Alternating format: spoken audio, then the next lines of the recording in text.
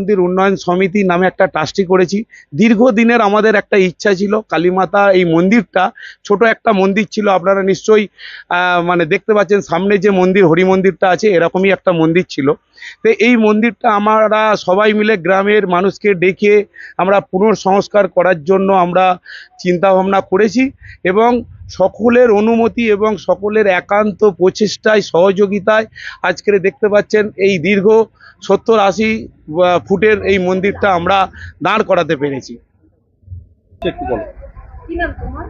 সৃজিতা ঘোষ। আজকে কেমন লাগছে? খুব ভালো। কি বলবে সবাইকে? কি আশীর্বাদ দেবে? সবার আগে গিয়ে যেন অনেক ভালো থাকে। হ্যাঁ, আজকের এই কুমারী পুজো নিয়ে কিছু বলুন। আজ শুভ মহানবমী। শুভ মহানবমীর সমস্ত দর্শককে জানাই প্রীতি শুভেচ্ছা, অভিনন্দন, আন্তরিক ভালোবাসা।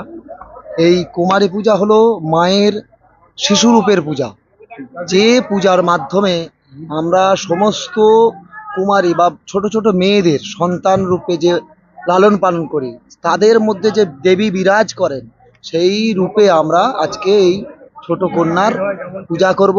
মা যে সর্বত্র সর্বশক্তিমান এবং সবার মধ্যে যে বিরাজিতা, যে ছোট থেকে এবং বড় সবার মধ্যে, সেই রূপে আমরা আজকে বাল্যকাল হিসাবে মায়ের কুমারী রূপে। এই কুমারী পূজার অর্থ হলো দেবী দুর্গার পূজা করলে যে 16 কলা পূর্ণ হয়, সেই 16 কলার পূর্ণ রূপ কুমারী পুজো করলে পাওয়া যায়।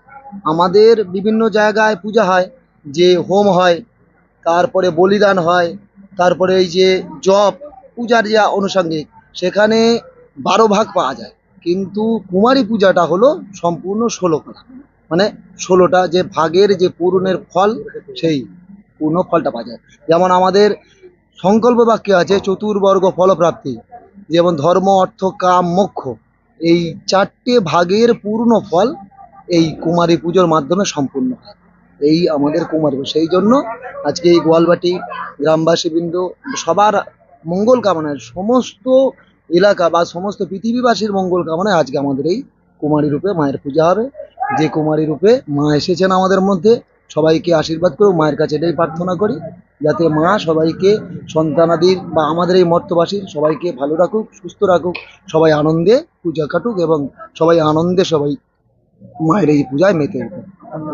আমার নাম শ্রী সুকান্ত চক্রবর্তী, ইনি আমার মামা হন। ইনিও আমার অনেক দিন সহকারী। এনার নাম হলো বিশ্বজিৎ চক্রবর্তী।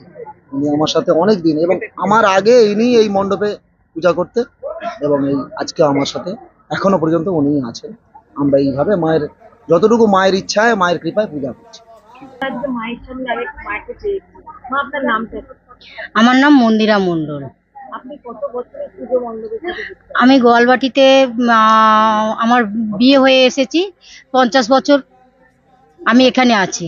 এই যে মায়ের পুজো আপনাদের গ্রামে সব মায়েদের কেমন অনুভূতি, কেমন লাগে? আমাদের আমরা খুব মেয়েরা আমরা সবাই আনন্দ করি, সবাই বহু বছর, আমি 50 বছর এসে এই পূজার সঙ্গেই মনে যোগাযোগ আছে, সব কিছু আমরা মানে পূজার এই সব আয়োজন করা, হ্যাঁ, সবাই দীর্ঘদিন, আমরা আগেও একজন থাকে, পরেও যারা থাকে, সবাই মিলেমিশে আমরা এই পুজোর আয়োজনটা করি, এই সুন্দরভাবে পুজোটা মানে করি। তা আমরা এই কুমারী মায়ের পূজাটা এই 4 বছর, দীর্ঘ 4 বছর মানে আমরা শুরু করেছি। হ্যাঁ, ঠিক আছে দাদা।